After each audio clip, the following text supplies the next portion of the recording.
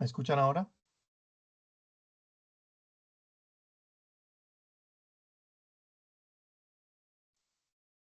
Sí se escucha, doctor. Si quiere volver a probar, está perfecto, doctor, pero sí se escuchó. Se escucha bien, con buen volumen. Sí, señor. Perfecto. Vamos a compartir entonces si quiere la pantalla para ver si se ve la...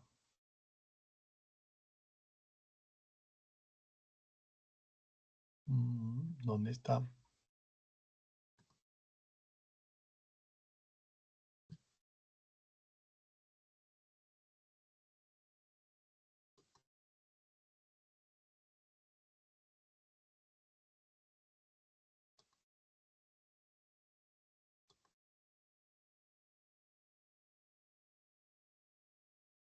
Ahí se ve.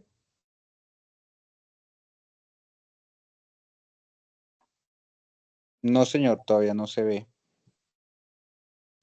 ¿Por qué tan raro? A ver. Sí, sí se ve. Profe, sí se ve. ¿Y ahí se ve? Se estaba viendo, ya dejó de verse. ¿Y ahí? ¿Ahí? No, no, señor. Diablo.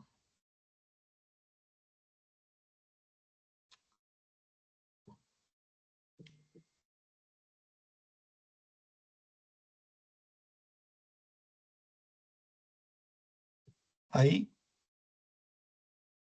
Sí, señor, se está viendo su pantalla. Ya está saliendo. Ahí se ve completa. Se ve perfecto, doctor. Listo. Solo cuando digan. Gracias, doctor. Vamos a esperar 5 minuticos más que se están conectando los demás y empezamos a las 6:35. Vale.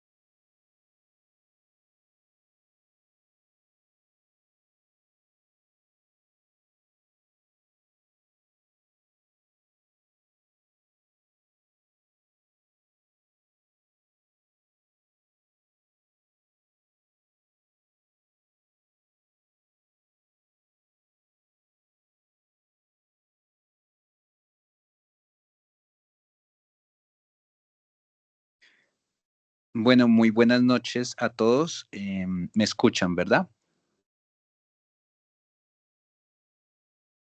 Sí, señor.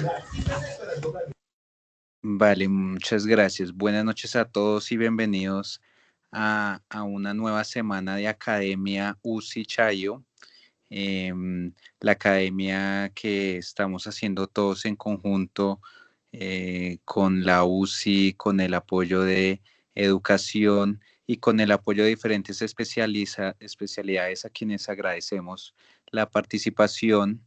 Em, el día de hoy empezamos esta semana con el doctor Efraín Gómez, a quien tengo el gusto pues de presentar. Les adelanto pues obviamente el profesor de muchos de nosotros, un gran docente, cardiólogo, jefe de la unidad de cuidados coronarios de la Clínica Chayo, y una gran persona pues que ha estado involucrado en todas la formación de muchos de nosotros. Entonces pues en realidad es un placer presentarlo, doctor Gómez. Bienvenidos todos a esta sesión.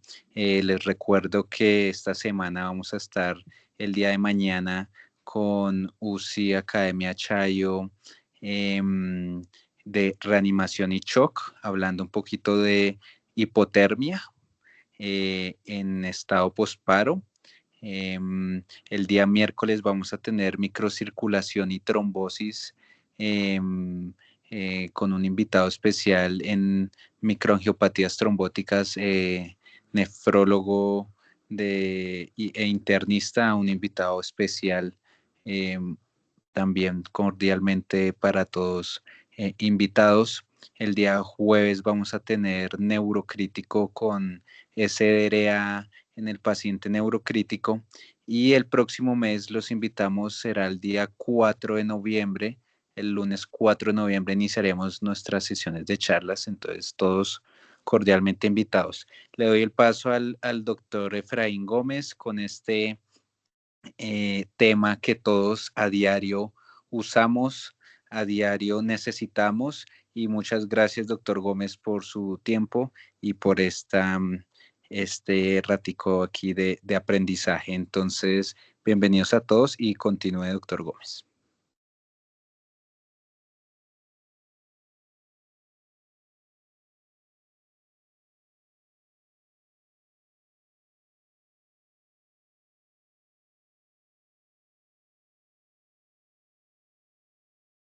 Doctor, tiene el micrófono silenciado.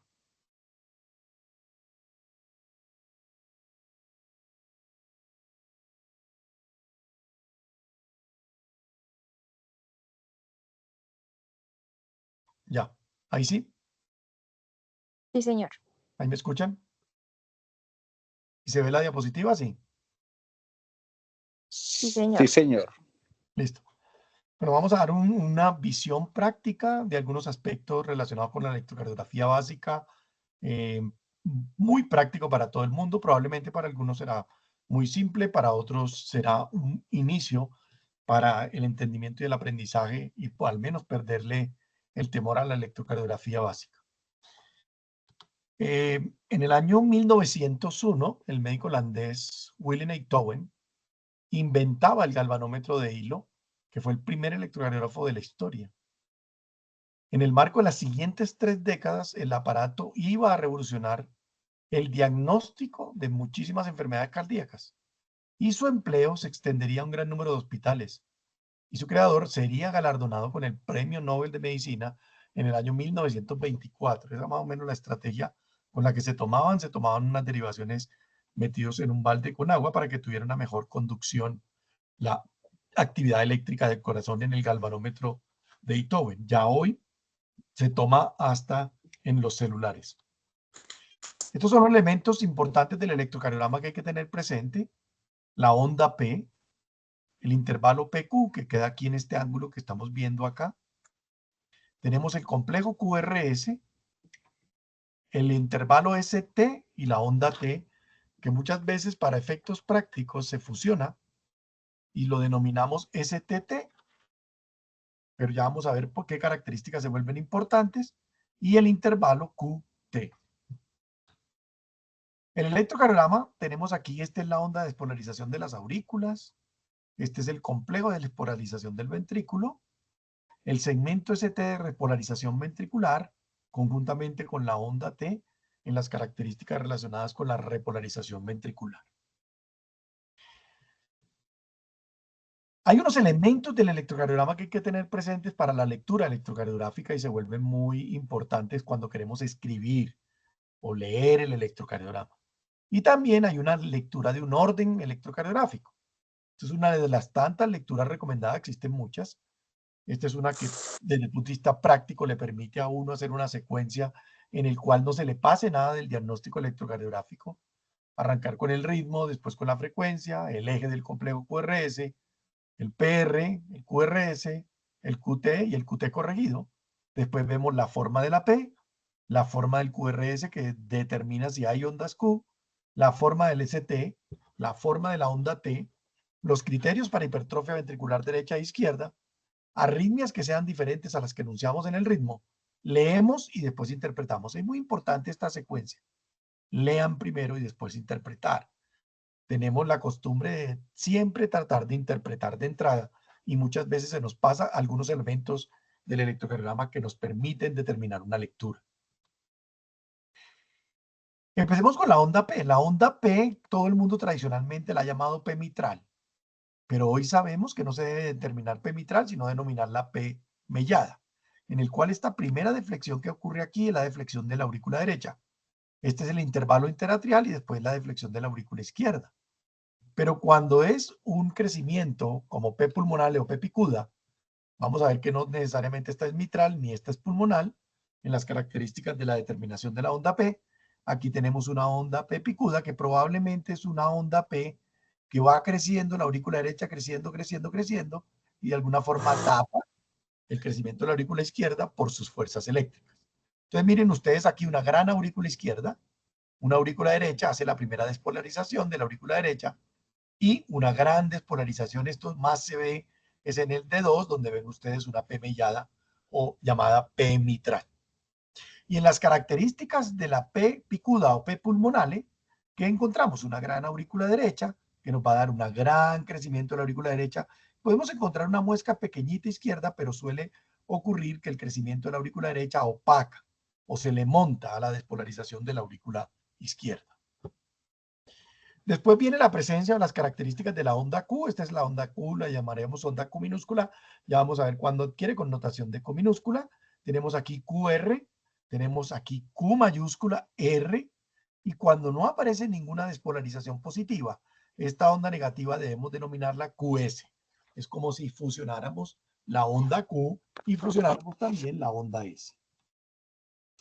Aquí tenemos el ángulo QRS y el ST, el QRS. Entonces tenemos aquí Q minúscula, R mayúscula prima, y esta deflexión que vemos aquí no es una S. Para que sea una S y adquiera características de S, que sería la segunda deflexión negativa, después de una onda R, perdón, la primera deflexión negativa, después de una onda R, encontramos que tiene que pasar la línea de base para que adquiera la connotación de S. Tal forma que aquí llamaríamos Q, R, R', aquí llamaríamos R, S, R' mayúscula, y por eso está R mayor, porque el voltaje de su R es mayor que la otra R. Esto es lo que denominamos el ángulo ST-T.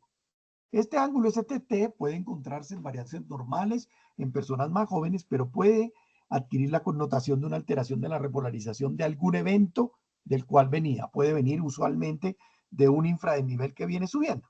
De tal forma que determinar una exacerbación del ángulo ST-T me alerta a yo desde el punto de vista clínico aumentar la sensibilidad de esa prueba con un interrogatorio o con unas características clínicas o con un seguimiento electrocardiográfico.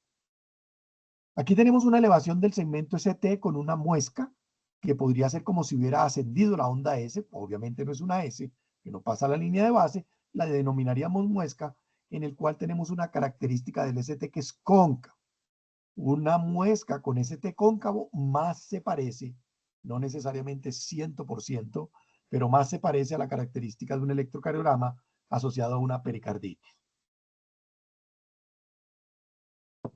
Aquí tenemos el electrocardiograma con un ST elevado convexo, este es cóncavo, este sería convexo, en el cual es un ST más característico de la presencia de una elevación del ST asociada a un infarto del miocardio. Hay otras variantes del QRS que hay que tenerlas presentes, lo que denominamos QRS aberrante. Es un QRS que parece que lo dibujáramos con la mano. No es tan fino, ustedes encuentran aquí una melladura o fragmentación del QRS con un STT, con un STT negativo asimétrico.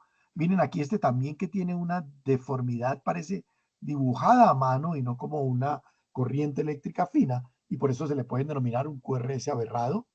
Este otro es QRS empastado, en el cual arranca fino, se pega un poco y después arranca completamente bien. E igual lo vemos en esta derivación en el cual se empasta la S. Este sí es muy característico porque este hallazgo en cualquier derivación aislada, si tiene más de 120 milisegundos, se configura como el diagnóstico de un bloqueo completo de rama derecha, porque es el que se bloquea, es el tercer vector de despolarización. Aquí tenemos un QRS mellado o un QRS mellado o fragmentado. Adquiere algún tipo de connotaciones de características de riesgo en algunos casos y en ciertas localizaciones. Podría determinar un paciente de más riesgo de desarrollo de arritmias malignas y la probabilidad de muerte súbita.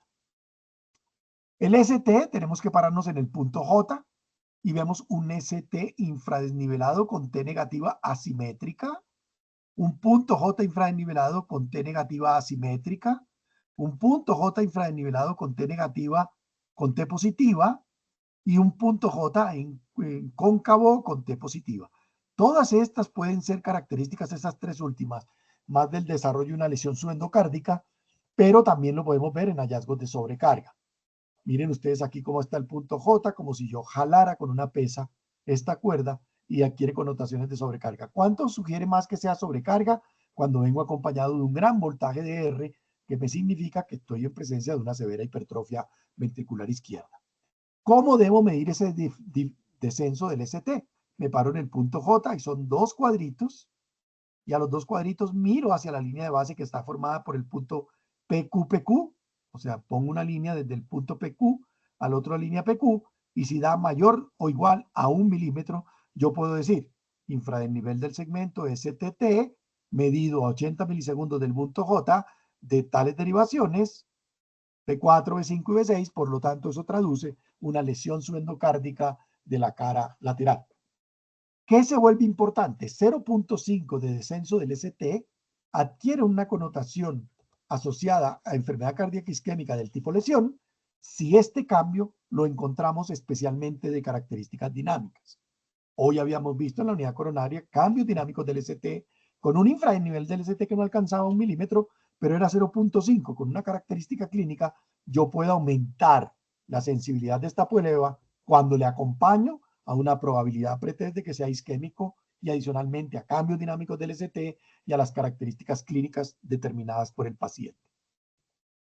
Cambios de la onda T, aquí tenemos una onda T negativa asimétrica, aquí tenemos una onda T negativa asimétrica, una onda T picuda, que podría adquirir connotaciones de isquemia y lo vamos a ver un poquito más adelante, en especial cuando se eleva la onda T, se vuelve picuda, se amplía la base y baja el voltaje de su propio QRS. Eso podría sugerirlo. Y como estoy denominando a esta T de características isquémicas, recuerden ustedes que cuando yo hablo de isquemia, hablo de una condición que es ongoing, que está ocurriendo y que va siguiendo. ¿Qué significa eso? Que si esto está ocurriendo y está siguiendo, debe tener los mismos cambios que se correlacionan con una isquemia prolongada. Debería pasar a lesión, ¿cierto? Si yo estoy durando más tiempo, debería pasar a lesión y posteriormente generarme una necrosis. Por lo tanto, cuando yo veo una T isquémica, lo que debo mirar es en el curso del tiempo un nuevo electrocardiograma que me determine a mí que está cambiando las características que estoy denominando de este electrocardiograma como isquémico o no. Porque si yo lo digo de entrada como isquemia, estoy asociándolo a un dolor torácico, pero si es isquemia, debe cursar en el tiempo si esa isquemia persiste en el curso del tiempo y debe cambiar los hallazgos electrocardiográficos. T negativa simétrica, T negativa simétrica. Estas son dos características de la onda T muy importantes, que son la onda T bifásica con un preterminal positivo. Observen ustedes que hay un ST que tiende a irse hacia arriba. Ustedes lo ven acá con una inversión del eje de la T. Esto se llama inversión del eje de la T. Esto es bastante característico de isquemia donde lo vean. Yo se lo recalco muchas veces en el electrocardiograma. Hoy tuvimos la fortuna de ver un electrocardiograma con estas características en la revista La Unidad, donde se le ven esta inversión del eje de la T o del preterminal negativa, una preterminal positiva con una inversión del eje de la T, y este que sí es más clásico, que ustedes ven un infranivel del segmento STT, aquí está el punto PQ, que es más de 1 milímetro del punto J para infranivel, o incluso a 40 milisegundos del punto J con una T positiva. Estos son hallazgos electrocardiográficos bastante característicos de lesión. Estos son los que les denominaba, miren los de sobrecarga, encontramos un gran volumen de una onda R y como si estuviéramos generando aquí una pesa que me volviera el ST, como si jalara el alambre donde se cuelga la ropa, y ustedes van a ver que se puede bajar así como si hubiera una sobrecarga. Esto es muy difícil a veces de diferenciar de isquemia. Que recuerden que la sobrecarga para que determine isquemia quiere decir que tengo tal presión sobre el subendocárdico que se expresa electrocardiográficamente como una lesión de isquemia, que es difícil a veces traducirla aquí y habría que correlacionar con la clínica. Y estos son los hallazgos de lesión subendocárdica, las tres más características que vamos a encontrar en la práctica clínica en los hallazgos electrocardiográficos de un paciente con lesión subendocárdica. Estos son cambios del ST donde no necesariamente son isquémicos. Miren, este es un infranivel del ST no sugestivo de isquemia. Con frecuencia veo interpretaciones electrocardiográficas de pruebas de esfuerzo cuando la persona hace taquicardia, empieza a hacer un descenso del punto J y encuentra casi que un dibujito que yo puedo dibujar aquí como una U. Cuando yo puedo dibujar casi como una U aquí, este ascenso del ST con este ángulo no es sugestivo de isquemia. No es sugestivo de isquemia. Les voy a decir cuándo es sugestivo de isquemia cuando veamos los electrocardiogramas de síndrome coronario agudo, que ahí sí cambia la característica. Estos sí son más característicos. Lanzamos esta línea y observamos cómo desde esta línea donde está la P, que no sería como una U acá, o sea, aquí yo le formaría una U, no lo sería, ¿no? Si yo formase una U allí, por ejemplo, una U, ustedes la ven que se forma bien clarita, sería poco probable que fuera enfermedad coronaria. Después les muestro cuándo sí lo es. Y aquí tenemos realmente una línea que estoy arrancando desde la P y observen cómo se traza esta descendente positiva, descendente con T positiva, muy característico de isquemia, o este CT rectificado con una T positiva, son muy característicos de isquemia. Hay otras variantes del ST que es muy importante también tener presentes, y es esta. Esta es muy parecida a la acción digitálica, pero también se puede ver en enfermedad coronaria, o lo que hemos denominado clásicamente en la terminología coloquial de enfermedad coronaria o de la intoxicación digitálica, lo que denominamos el signo de la pastilla. Es como es.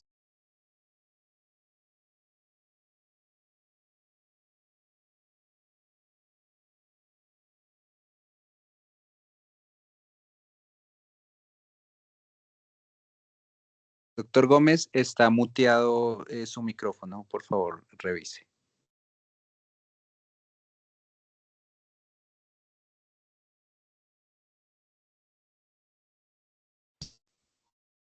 ¿Se está muteando desde allá o algo?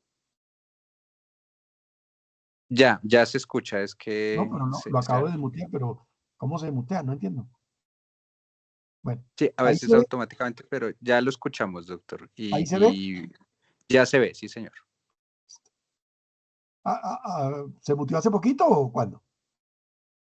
Hace poquitico, ahí estábamos en cóncavo, Ok, pero hace poquito.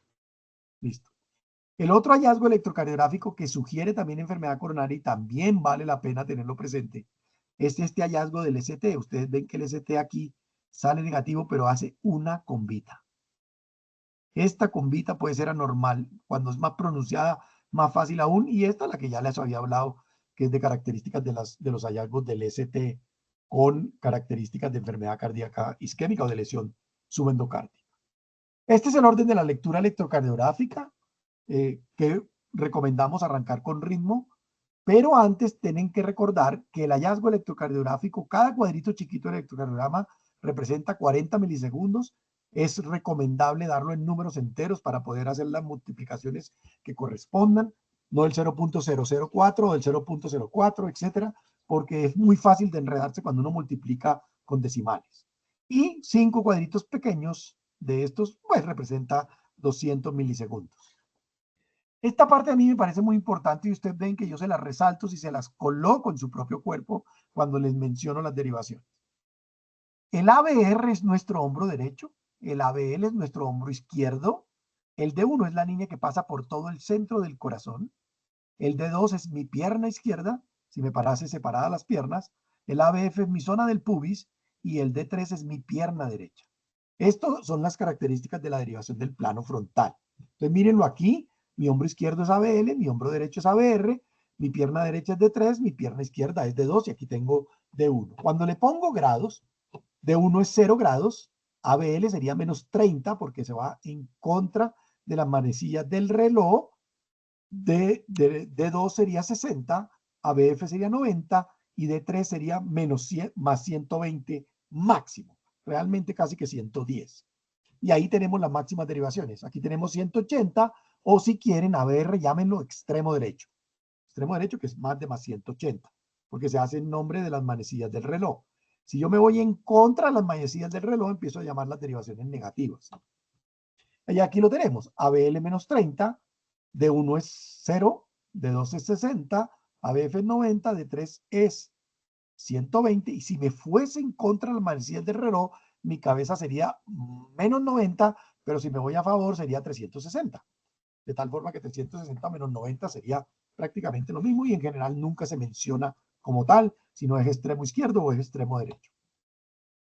Estas son las derivaciones importantes en el plano frontal. ¿Y para qué voy con esto? Si ustedes ven, aquí está D1 y ABL.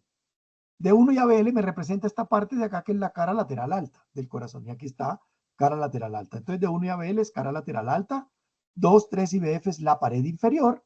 Y ABR es como el ave vigía. Yo siempre le digo que es como el ave vigía. Porque si ustedes recuerdan, el ABR es una cosita como así.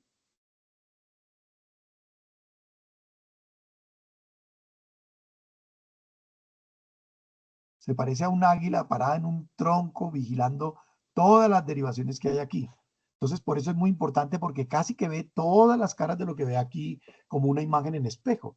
De tal forma que el ABR siempre hay que tenerlo presente porque va a ayudar a identificar muchos de los ejes o algunos cambios como si fueran cambios recíprocos que estén ocurriendo en muchas de las caras del corazón. Y eso lo podemos ver más adelante. En las derivaciones del plano horizontal, ¿qué tenemos en las derivaciones del plano horizontal? Tenemos aquí que aquí está la posición del ventrículo, el ventrículo derecho y la cara anterior y septal se miran hacia B1 y B2. Entonces B1 y B2, ¿qué me va a ver? La cara anterior y septal y el ventrículo derecho. Es casi que el ventrículo derecho está enfrente de ellos. Por eso me sirve mucho para determinar algunos hallazgos electrocardiográficos que me van a orientar un diagnóstico. B3, B4 podría ser eventualmente la punta. ¿Por qué no siempre la es? Porque puede estar corrida la punta hacia B5, B6 o B4, B5 o hacia B2, B3 dependiendo que sea una persona alta y longilínea o gordo y bajito. Porque entonces cambia como la posición de la punta, entonces el ápex no va a quedar siempre lo mismo. Y B5, B6 es la cara lateral, de tal forma que B5, B6 es continua de 1 y ABL, por lo tanto es cara lateral y cara lateral alta, son contiguas. Aquí lo ven claramente en esta resonancia, donde ustedes observan muy claramente el ventrículo derecho. Todo lo que yo vaya a buscar, mirar o determinar sobre el ventrículo derecho, lo voy a poder buscar e interpretar, o de la cara anterior, también lo voy a poder interpretar con el B1 y B2. B3, B4 más o menos la punta, B5, B6 la cara lateral, y D1 y ABL nos representará la cara lateral alta del ventrículo izquierdo. Miren acá, D1 ABL, B5, B6, B3, B4, B1 y B2. D1 y ABL, B5 y 6 son contiguas. B3, B4, B5 y 6 son contiguas también. Pero B1 y B2 me representa toda la cara anterior, el septum que pasa por aquí y todo el ventrículo derecho. Y la cara inferior me la determina 2, 3 y BF que está aquí debajo. Está aquí debajo. Y ABR, como les digo, me mira muchas de las otras caras. Estas son el plano frontal y el plano horizontal, simplemente para que recordéis. Recuerden que el plano horizontal va hacia el frente, lo van a encontrar hacia el frente. Por eso se llama plano horizontal, que va en perpendicular o se cortan en perpendicular con el plano frontal. Cuando colocamos los electrodos del electrocardiograma, los vamos a encontrar acá en dos espacios por debajo del ángulo de Lewis. Para poderlo colocar, aquí quedaría el B1, B2, B3, B4, B5 y B6, que todos se vienen por línea intercostal. Y es muy importante porque muchas de las variaciones de la onda R o la presencia de ondas Q falsas son porque se colocan el electrodo B1 y B2 muy arriba, especialmente cuando son mujeres y de pronto tienen algo de senos prominentes. Al colocarle los electrodos más arriba, aparece como si tuviera una onda Q porque no sensa la R del B1 y B2 y aparece como si fuera una onda Q en la cara anterior. Estas son las derivaciones del plano frontal y las derivaciones del plano precordial. Se lee el electrocardiograma de aquí para acá, siempre en esta dirección. Y aquí tenemos las derivaciones del plano precordial que también siguen después de haber terminado la lectura de hecho. Pero si yo encuentro una anomalía en una derivación, automáticamente debo ir a buscar si esa anomalía también se encuentra en su contigua. En este caso, si yo arranco de 1, de 2, de 3, ABR, ABL, ABF, pero encuentro una anomalía en D1, debo ir a buscarla en su contigua, que es ABL. Si la encuentro en D2, debo buscarla en su contigua, que es D3 y BF. Si la encuentro en B1, debo buscarla en B2, B3, B4, y si encuentro en D1 y ABL, debo buscar también en B5 y B6, que son subcontiguas. Hay un aspecto importante que son los cambios en el eje longitudinal del electrocardiograma. Una parte que se llama dextro o levo rotado. Recuerden ustedes, se me olvidó colocar aquí un electro de la transición. La transición electrocardiográfica de un corazón no destrorotado y bien posicionado se hace fundamentalmente en B3. ¿Qué es la transición? La transición quiere decir que la R es igual a la S. Y después B4 tiene más R que S, y B5 más R que S, y B6 prácticamente R. Cuando el corazón se dextrorota, quiere decir que rota hacia las manecillas del reloj, así, el corazón dextro rotado me va a mostrar RS hasta B6. ¿Sí? Importantísimo. Y si el corazón se levorrota, levorrotado quiere decir antihorario, vamos a mostrar puras Rs hasta B6. Entonces uno puede saber si el corazón está dextro o levorrotado. ¿Qué importancia tiene? Algunas dextro o levorrotaciones extremas, por ejemplo, la levorrotación puede hacer aparecer pequeñas ondas Q en la cara anterior que no necesariamente son patológicas. Entonces, porque en algunos casos sí lo son, pero es importante mirar más o menos si el corazón está dextro o levorrotado. Yo menciono mucho esto porque cuando tenemos un corazón dextro rotado y encontramos Rs hasta B6, quiere decir que hay fuerzas eléctricas del lado del ventrículo derecho a pesar de encontrar predominio de las fuerzas izquierdas. Y me puede empezar a orientar que a pesar de tener un paciente con fuerzas izquierdas electrocardiográficas, hay algo en el ventrículo derecho que está aumentando la presión de ese circuito y está alterando la hemodinámica o la hipertrofia ventricular derecha. Todo electrocardiograma se lee de aquí para acá, siempre de la P a la T, siempre se lee de aquí para acá y siempre en el orden que teníamos. En el electrocardiograma, en la lectura del electrocardiograma, empezamos con el intervalo PR. El intervalo PR se mide de aquí, del inicio de la onda P, hasta el punto PQ, no hasta la R, sino hasta el punto PQ.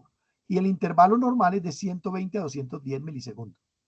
Todo PR que dure más de 210 milisegundos será un bloqueo AB de primer grado. Entonces es importante medirlo de aquí a aquí. Cambios del QRS, los intervalos QRS, el QRS debe medir de 60 a menos 110 milisegundos. Incluso hay algunas teorías que se esbozan sobre QRS angosto que podrían estar eventualmente asociados a algunas alteraciones relacionadas con el ritmo de algunas entidades genéticas. Intervalo QT de 360 a 440 milisegundos, un punto de corte fácil de aprender.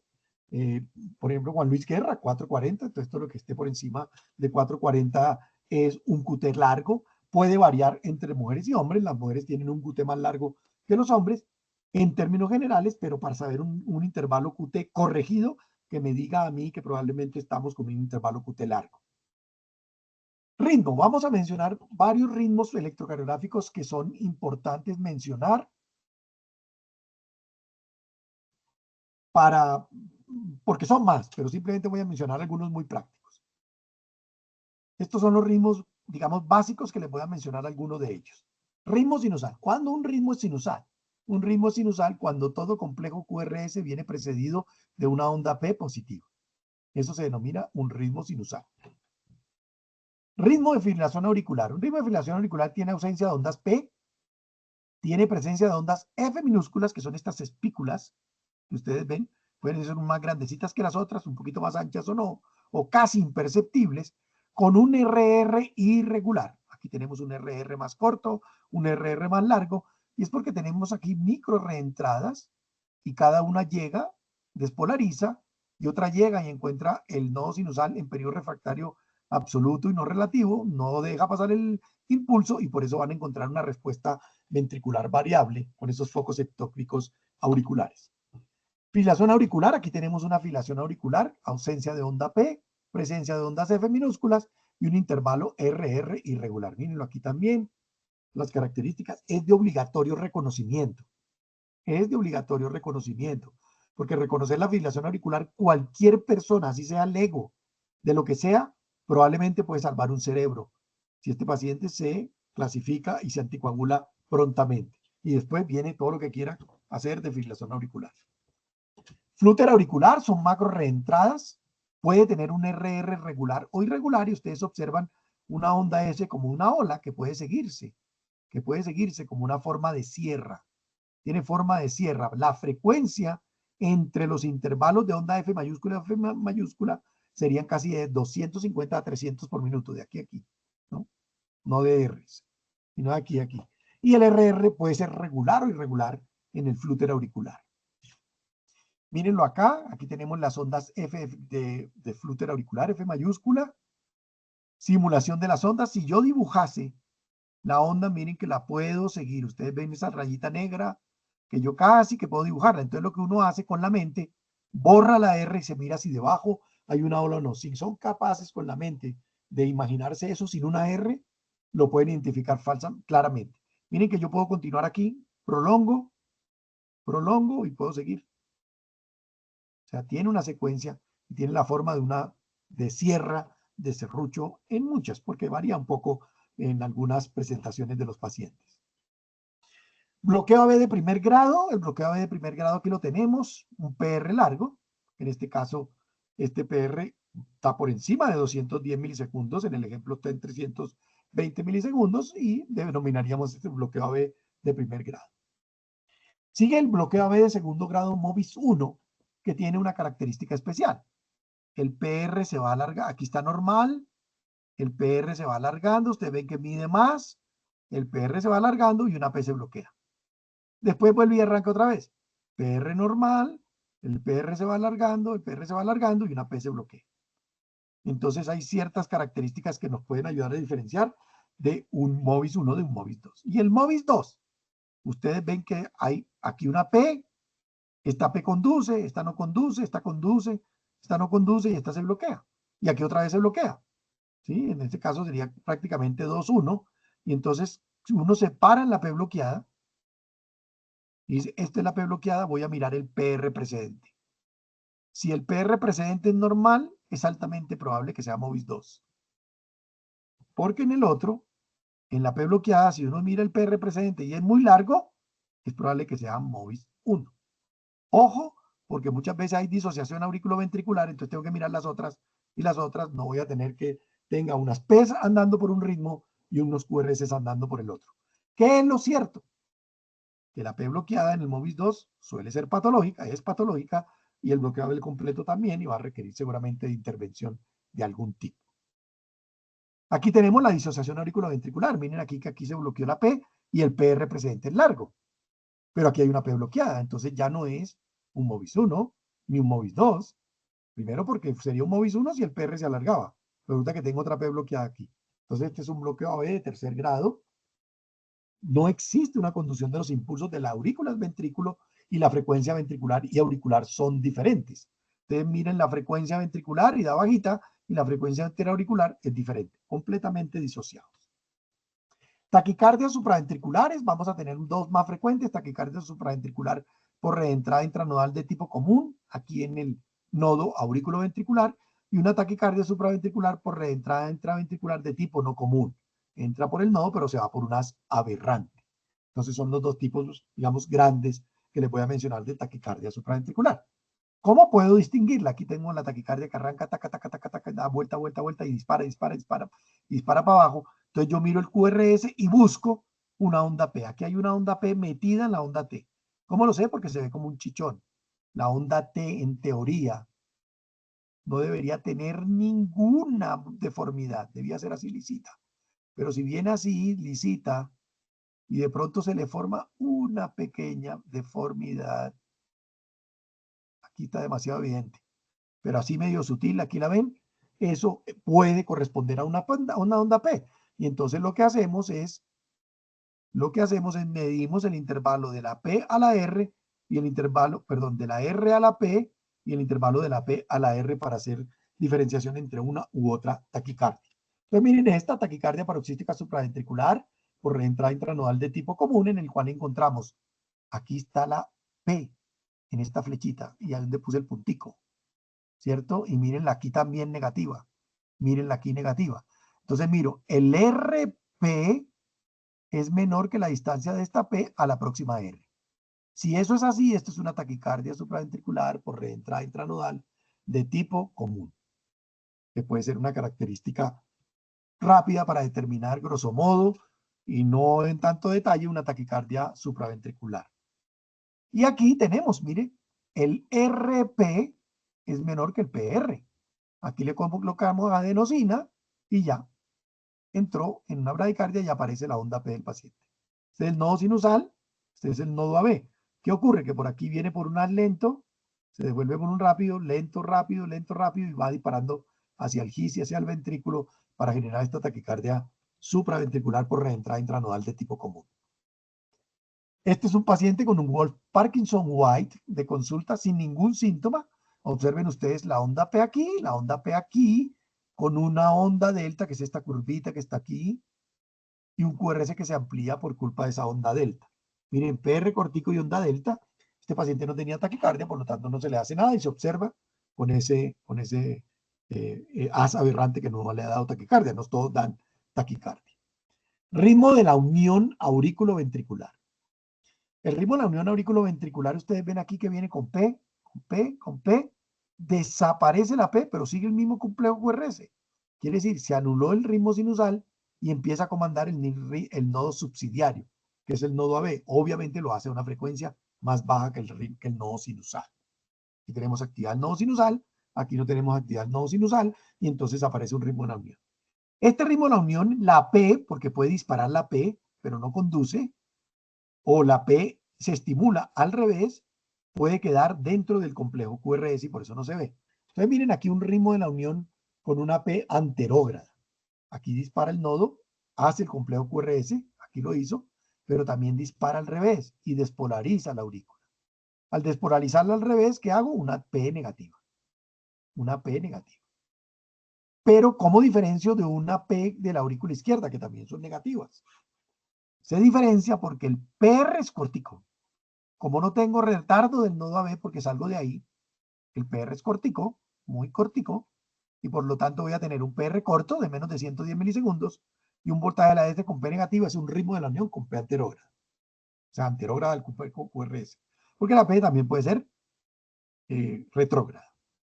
Entonces, ¿cómo tenemos? Miren aquí un ritmo de la unión con P anterógrada porque el PR es menor de 110 milisegundos. Me ahorré el retardo del nodo AB porque salgo de ahí. Aquí tenemos un ritmo de la unión con P oculta, no tiene P. Aquí tenía, arranca ritmo de la unión, no hay P, no hay P, no hay P. Y aquí tenemos una taquicardia de la unión con P anterógrada. Ustedes ven la P negativa, pero el PR es muy cortico. Hay que tener mucho cuidado porque a veces se confunde con otro tipo de taquicardias. Y entonces, si el PR está cortico, uno puede ser, tengo una taquicardia de la unión con una P anterógrada. Ritmo de la unión con P retrógrada. Mírenlo acá. Se ve más bonito acá. Miren la P retrógrada. Aquí está. Miren la P retrógrada aquí. No tiene P acá y tiene una P retrógrada. Ritmo de la unión despolarizó la aurícula por aparte y el impulso que aparece ahí del QRS es un impulso generado en el nodo AB. Frecuencia La frecuencia cardíaca para diagnóstico es menos de 60 bradicardia y más de 100 taquicardia. Sin duda, esto es arbitrario, pero así se hizo en la determinación de los electros. Probablemente debemos hablar de bradicardia cuando esté por debajo de 50 y taquicardia poblacional en reposo si el paciente tiene frecuencia cardíaca por encima de 80. ¿Y por qué razón? Porque todos los estudios epidemiológicos del mundo han demostrado que tener una frecuencia cardíaca en reposo mayor de 80 latidos por minuto se asocia más a mortalidad cardiovascular y a mortalidad por todas las causas. Y menos de 50 ya vendría a diferenciarse entre bradicardia absoluta o relativa, porque puedo tener menos de 50, 45 latidos por minuto, soy deportista y qué sé yo, y no tengo nada y no siento nada, o tener 45 y marearme o 40 y marearme. Entonces va a determinar la característica clínica la importancia de esta frecuencia o no. ¿Cómo se calcula la frecuencia? Se arranca del voltaje de la R que tenemos acá, del complejo QRS. Aquí está la P, Q y el ST. Entonces miro acá y miro dónde cae el otro, ¿cierto? Supongamos que cae aquí. Entonces serían 300, 150, 100, 75, 60, 50. Entonces tengo 50 latidos por minuto, de aquí a acá. O la pueden calcular, si es muy cortica, el número 1500 dividido por el número de cuadritos que yo cuente de aquí hasta aquí. 1, 2, 3, 4, 5. 1, 2, 3, 4, 5, 6. 5 por 6, 30. Entonces sería 1500 dividido 30, pues les da 50. ¿Correcto? Entonces, si quieren calcularla, la pueden calcular así o de la otra forma. Eje del QRS. El eje del QRS, esta tablita del colocarla en el cuerpo de uno es fundamental, aquí y acá. Y vamos a ver que nos sirve muchísimo desde el punto de vista práctico. ABL y D3, o sea, mi hombro izquierdo y mi pierna derecha forman una línea, a la cual le llega una perpendicular que está formada por D2 y ABR. ABF forma una línea con mi cabeza, a la cual le llega una perpendicular que es D1, no más. ABR forma una línea con D2, a la cual le llega de perpendicular ABL y D3. Entonces, uno, para buscar el eje, que el eje normal está entre menos 30 y más 110. Esto es el eje normal. A mí no me importa si alguien lee el eje y le dio en 40, el otro en 45, 48, 50, 72, no importa, porque este pudo ser en expiración y este en inspiración. Entonces va a variar. Lo importante es que no se vaya el eje para la izquierda o para la derecha, porque ya adquiere una connotación de algún hallazgo patológico o asociado a alguna patología. Busco la masa isoeléctrica. ¿Cuál es la derivación más isoeléctrica? La que el voltaje para arriba sea muy parecido a los voltajes para abajo en las derivaciones isoeléctricas. Entonces, miro este electrocardiograma. ¿Cuál es la masa isoeléctrica de mi plano frontal? Entonces hay gente que puede decir, escojo el D2. Y otros dicen, escojo ABR. Ok, vámonos a ver en las derivaciones cómo están. Si yo escojo D2, miro D2, ¿cuál es la perpendicular en la cual llega D2? ABL y D3. Ok, vamos a ver ABL y D3. ABL está positiva y D3 está negativa. ¿Qué quiere decir eso? Que se aleja de D3 y se va todo hacia ABL. O sea, tengo en mi bloqueo antero superior. Y es muy clásico verlo. Voy a encontrar el ABL súper positivo y todas las derivaciones inferiores negativas. Mírenlo aquí, predominando la negatividad, se alejan de la pared inferior y se va hacia ABL y usualmente traduce un aumento de la masa ventricular izquierda. Pero alguien dijo, no, yo quiero escoger el ABR. Listo, vámonos para el ABR. El ABR, la perpendicular de ABR es la misma. Cae en la misma, en D3 y ABL. Entonces, ¿dónde voy a encontrar el eje? En ABL. Eso quiere decir que yo puedo encontrar el eje muy rápidamente. Y ustedes me ven cuando leemos el electrocardiograma, les digo, tiene el eje en tal lado, tiene el eje en tal lado y ya. Porque el resto del eje, si es normal, es normal. Y a mí no me importa si va a 60, 40, 45, 70, no importa, es normal. Este es anormal. El segundo criterio anormal de mi bloqueo antero superior, porque si el eje se va muy a la izquierda, más de menos 30, es tener una Q minúscula en ABL y de pronto en D1. Segundo criterio más que corrobora la presencia de mi bloqueo antero superior. Y aquí están los hallazgos. Esto de acuerdo a los criterios de Rosenbaum, más de menos 45, todo lo que se vaya para la izquierda. Patrón QR en ABL, mírenlo, un patrón Q chiquitica, R en ABL. Tiempo pico a la R, que eso casi no se mide, pero ayuda, y una duración del QRS que tiene que ser de menos de 120 milisegundos, porque si fuera más de 120 milisegundos, encontraríamos hallazgos de un bloqueo completo de rama izquierda.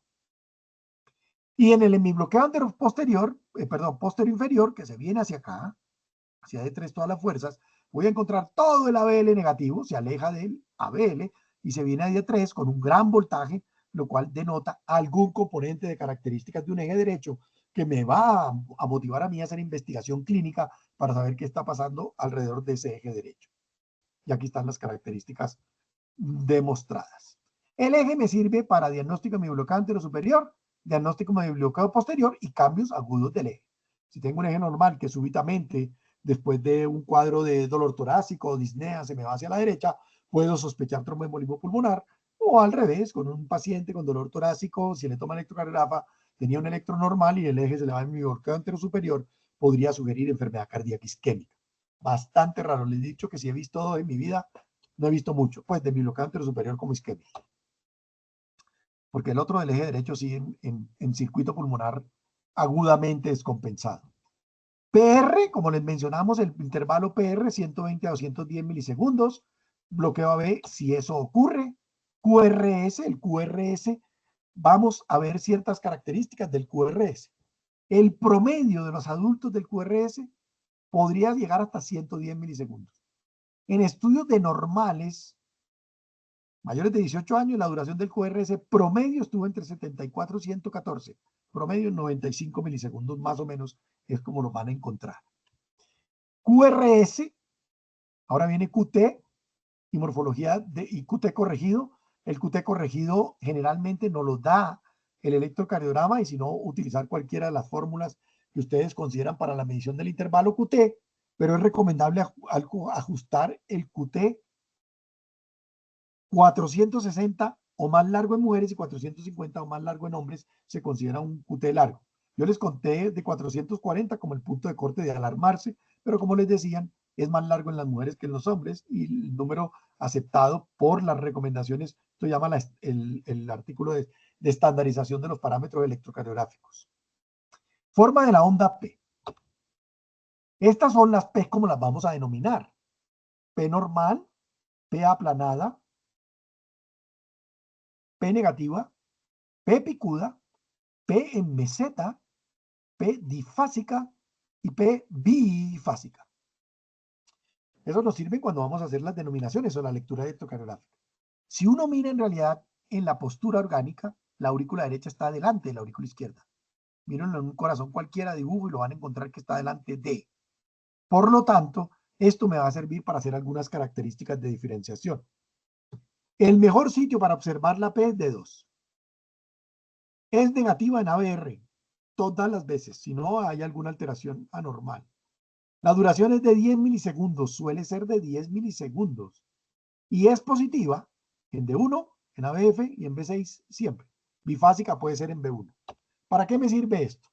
Esta es la aurícula normal, en la que ustedes ven normal. Tenemos aquí una polarización de la aurícula derecha, mírenlo acá. Aquí está el B1, miren la aurícula derecha, está delante de la izquierda. Entonces lo que primero va a enviar las fuerzas es hacia B1, entonces va a tener una pequeña deflexión y la aurícula derecha se puede ir negativa, se aleja del B1, entonces me da un más menos chiquitico. Y en D2 va a haber algún grado de melladura o aplanamiento. Cuando hay crecimiento de la aurícula izquierda, ¿qué ocurre? Voy a tener un voltaje de la aurícula derecha muy chiquitico, entonces me da este piquito, y una gran aurícula izquierda aquí, que me da una flechota aquí grandotota, que me va a dar una deflexión negativa retardada. Y en el D2 voy a tener una pequeña deflexión solo de la derecha y una grande de la izquierda. Y cuando el crecimiento es de la aurícula derecha, que predomina una gran aurícula derecha y minúscula la aurícula izquierda, voy a encontrar un voltaje que prácticamente me oculta casi la deflexión negativa de la aurícula izquierda. Y aquí lo vemos en el D2, que se vería una P como picuda. Pero puede haber crecimiento biauricular. Entonces aquí que tenemos una P ancha con una base y aquí tenemos más menos. Entonces yo puedo decir, ¿será bifásica? ¿Será crecimiento biauricular? Es la única derivación en la cual me tengo que ir a mirarla en D1. El D1 nunca debe aparecer una P mellada. Si la P es mellada, la ven aquí, es crecimiento biauricular. Tengo más menos, tengo una base amplia 2.5 de altura también. Y esa altura, más estas características, más una P mellada en D1, me hace sugerir el crecimiento biauricular. Este es el cálculo de lo que denominan el índice de Morris para crecimiento de la aurícula izquierda. Básicamente, si ustedes encuentran una P bifásica con un voltaje muy chiquitico de positividad, con una gran negatividad que tenga una profundidad y una amplitud de de anchura de 40 milisegundos y una profundidad de 1 milímetro, eso es anormal y automáticamente casi que a ojo le sugiere crecimiento de la aurícula izquierda. Esta es otra característica muy interesante. Cuando ustedes ven la medición del valor predictivo de los parámetros de electrocardiográficos para infarto miocárdico silente o de predictor de futuros eventos cerebrovasculares, la diferenciación en la distancia que ocurre en esa P, con relación a la distancia completa, esa división, puede determinar características para definir un riesgo de eventos cerebrovasculares. Miren lo que cuando da esa relación menor de 0,51 o mayor de 0,51. Miren, resultados clínicos de probabilidad, más bajas o más altas, dependiendo de las características de la onda P. Pero hay un hallazgo que es probablemente más común y que hay que tener presente, que es lo que denominaron el síndrome de Bayes, porque él lo describe en español, y es la duración de la onda P mayor de 120 milisegundos. Esta amplitud de la onda P de más de 120 milisegundos puede determinar una cosa que se denomina el bloqueo interatrial parcial, en el cual lo tenemos como este. Si esta la tenemos con derivación negativa y mide más de 120 milisegundos con onda P bifásica en D2, esto se llama bloqueo interauricular avanzado y es bastante poderoso predictor de fibrilación auricular y embolía cerebral cardiogénica. Entonces, el hallazgo electrocardiográfico lo puede a uno hacer pensar en que este paciente puede desarrollar fibrilación auricular y eventos cerebrovasculares. Esta es la descripción de Valles de Luna, del bloqueo interatrial, y aquí lo tenemos las características. Bloqueo interatrial avanzado es un patrón electrocardiográfico infrecuente, desafortunadamente, donde se viera más, pero muy fácil de reconocer. La duración de la P es de más de 120, la morfología de la onda P en las derivaciones inferiores es bifásica. Miren aquí un ejemplo. Arranca la P, súper negativa y larga, P súper negativa y larga, y tiene un valor predictivo impresionante. Miren, este es un metaanálisis, un bloqueo interatrial avanzado. Miren, aumenta el riesgo 85%. Lástima que sea poco frecuente. Pero no desechen el interatrial parcial, que tiene una P significativa, como del 19%. Ya empieza a alertar de la probabilidad de desarrollar fibrilación auricular. Formas del QRS, que incluye la presencia de ondas Q. Una onda Q es patológica cuando tiene 3 características: base de 40 milisegundos o más y voltaje mayor o igual al 25% del voltaje de su R. Y hay 2 derivaciones al menos contiguas con esta característica electrocardiográfica. QRS se despolariza primero un ventículo y después el otro. Eso amplía el QRS, el retardo de la despolarización interventricular por el bloqueo o el retardo de una de las ramas, y se denominaría bloqueo AB completo cuando tiene una amplitud mayor o igual a 120 milisegundos. ¿Cómo lo diferenciamos? Lo diferenciamos perfectamente en el B1. Si el B1 es RSR y mide 120 milisegundos o más, es bloqueo completo de rama derecha. Y lo puedo diferenciar en cualquier otra derivación si encuentro una S empastada o un retardo del tercer vector, porque también puede ser una R empastada en AB. Y si en el B1 es francamente negativo y ancho, yo puedo decir de entrada que este es un bloqueo completo de rama izquierda de las de His. Entonces es una forma de diferenciarlo mucho más rápido en el B1. Aquí hay un ejemplo. Bloqueo completo de rama izquierda en el B1, negativo. ¿Qué quiero resaltar aquí? Que en el bloqueo completo de rama izquierda, el ST es contrario al QRS. Suele ser contrario al QRS, excepto en B6 algunas veces, que es positivo. El resto, todo contrario. Si es al revés, puede sugerir enfermedad cardíaca isquémica activa, aguda. Cumple uno de los criterios de Esgarbosa, o incluso uno de los criterios de Barcelona, para el diagnóstico de síndrome coronario en presencia de bloqueo completo rama izquierda. Aquí tenemos QRS para arriba, STT para abajo, QRS para arriba, STT para abajo, QRS para abajo, STT para arriba. En el bloqueo de rama derecha, aquí está la S retardada, la R retardada, melladura del QRS o RSR con STT negativa solamente en derivaciones B1, B2, B3, máximo B4. El resto no pueden encontrar, las T son normales, son lo que llamamos T primarias en los complejos QRS del electrocardiograma. Estos son los criterios que no los voy a mencionar, ya se los mencioné, al igual que los de rama izquierda. Aquí tenemos un ejemplo de un complejo negativo hacia abajo con duración del QRS mayor de 120 milisegundos y las características del ST. Miren que en el B6 a veces pueden encontrar la T positiva. Mírenlo aquí, características del bloqueo completo de rama izquierda. Y aquí el bloqueo completo de rama derecha, predominio del QRS hacia arriba, RS, R mayúscula prima, más en B1 con un QRS mayor o igual a 120 milisegundos. Miren el retardo de la R terminal, miren la S empastada, de tal forma que yo aquí puedo hacer el diagnóstico, aquí también lo puedo hacer, aquí también lo puedo hacer. Formas del segmento ST y de la onda T lo vamos a ver cuando hablemos de electrocardiograma en síndrome coronario agudo. Miremos los criterios para hipertrofia ventricular izquierda o derecha. Tenemos criterios para hipertrofia ventricular izquierda. Ustedes ven que predominan las ondas R hacia B6 y se aleja del B6, por lo tanto es negativa en B1. Serían las S predominantes. Entonces, sumar la R, la S de B1 o B2 más la R de B6 y me da más de 35 milímetros en mayores de 35 años, yo puedo decir que estoy en presencia de hipertrofia ventricular izquierda de acuerdo a los criterios de Sokolov. Y de hipertrofia ventricular derecha, pues las fuerzas predominan acá. Voy a tener una gran R en B1, ¿cierto? Y como se alejan del B6, voy a tener unas S en B6. ¿Cómo lo puedo calcular también? Con el índice de Cabrera. El índice de Cabrera es R, aquí está la R de B1, dividida por la R del mismo B1, más la S del B6. O sea, este valor va a dar más alto. Y si da más alto, va a dar mayor de 0.5. Es uno de los criterios para el diagnóstico de hipertrofia ventricular derecha. Aquí no es izquierda, sino derecha. Mírenlo aquí. R en B1, tengo 0 en B6, 11 dividido 11, pues da mayor de 0.5 a 1. Hipertrofia ventricular derecha tiene una característica especial que hay que resaltarla. Le encontramos sobrecarga en el ventrículo derecho.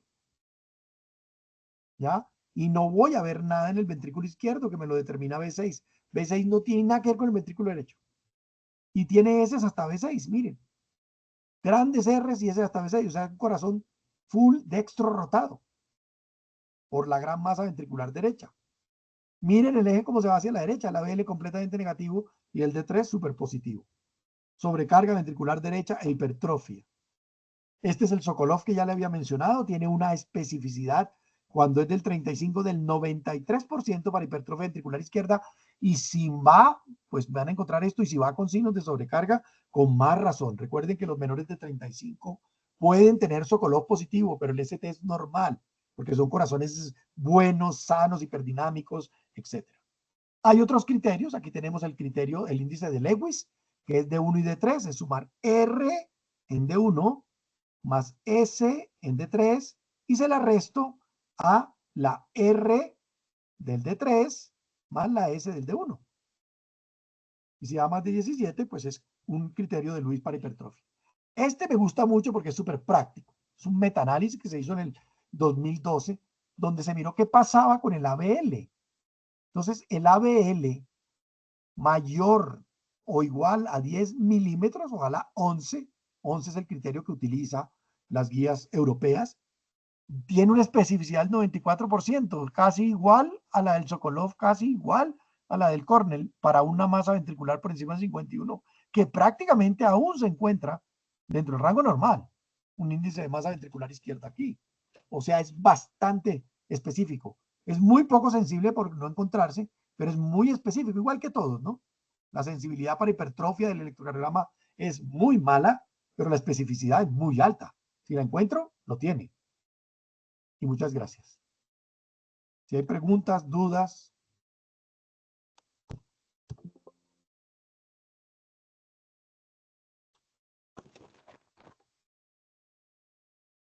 Doctor Gómez, muchas gracias por su presentación. Hay una duda en el chat. A ver si logro. O mientras tanto, no sé si hay alguien que tenga alguna duda en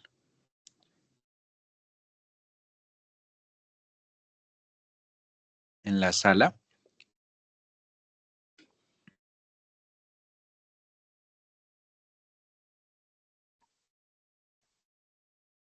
Hay una duda, doctor. Dice, ¿el eje desviado a la derecha es mayor de 90 o de 120?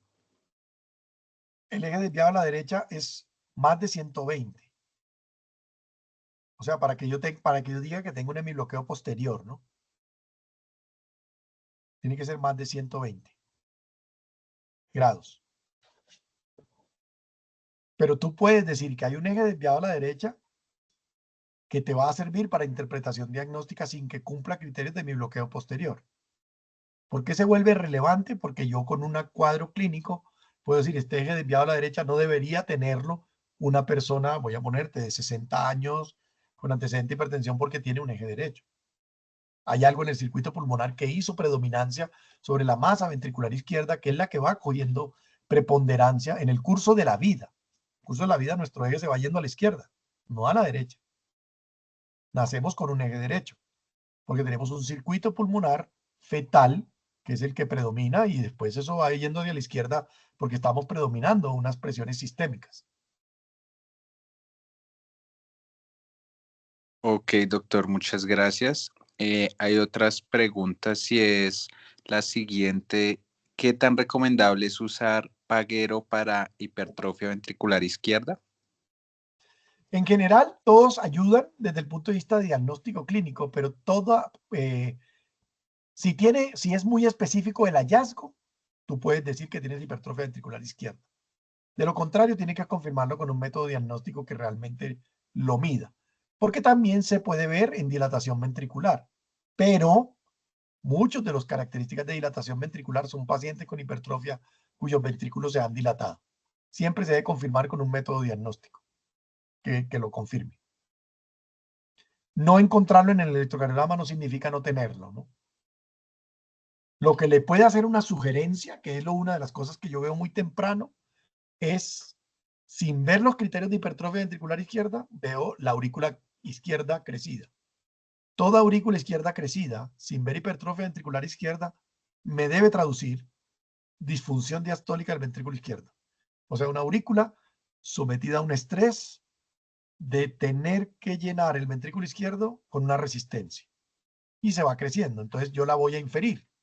¿Será que es hipertenso la persona? Y lo investigo. Entonces simplemente me dice, tengo una aurícula izquierda grande, que incluso se empieza a crecer primero que los hallazgos electrocardiográficos de hipertrofia. Entonces, aurícula izquierda grande sola, piensen en hipertensión, o al menos tradúzcala como disfunción diastólica y busca lo que quiera que explique eso. Ya sea valvular, ya sea hipertrofia ventricular, ya sea una miocardiopatía infiltrativa, ya sea una miocardiopatía constrictiva, etc. Claro que la constrictiva da más las dos, ¿no? Ok, doctor, perfecto. Y la última pregunta que tenemos aquí en el chat es, buenas noches, profe, ¿cómo podríamos definir ondas T picudas? ¿Es un valor de voltaje específico o simplemente porque están igual de altas a la onda R? Sí, no son iguales a la onda R. Uno la puede dar con valores, pero en términos generales el valor te limita o te da más especificidad, pero te baja mucho la sensibilidad. Entonces yo prefiero aumentar la sensibilidad de una prueba que la especificidad. ¿Por qué? Porque la especificidad la obtengo si yo digo, tengo un eje derecho, tengo una P que parece picuda, así no cumpla los criterios de base de 2.5 y 2 y pico de altura, pero tengo una clínica que me sugiere, yo creo que tiene un crecimiento de la aurícula derecha, la busco. Si yo aumento la sensibilidad es porque voy un paso más allá de la investigación en si voy a encontrar o no voy a encontrar. Recuerden ustedes que la electrocardiografía es una teoría eléctrica. Es una teoría eléctrica de un momento instante, de una foto de un momento, de una condición dinámica. Yo friego mucho con eso porque el electrocardiograma dinámico, la acción del corazón y la electricidad del corazón es dinámica, no es estática. Yo solo tomo la foto de un momento. Lo único estático en la electrocardiografía es la necrosis, porque siempre será necrosis. Lo muerto, muerto quedará para siempre. Pero todas las otras características cambian, ¿cierto? Por mejor dicho, la electrocardiografía determina los cambios iónicos intracelulares del miocito en diferentes momentos de la vida. Entonces yo no puedo determinar toda una condición en una situación particular, en una foto del momento. Entonces siempre insisto en la secuencia electrocardiográfica, ayuda mucho a determinar ciertas características. Hay unas aparentemente fijas, aparentemente. Mañana estaremos seguros que no es así. Y se los digo es porque cuando la inteligencia artificial empieza a leer el electrocardiograma basal, nos va a hablar de dinámicas diferentes. Gracias, profe. Otra pregunta en el chat.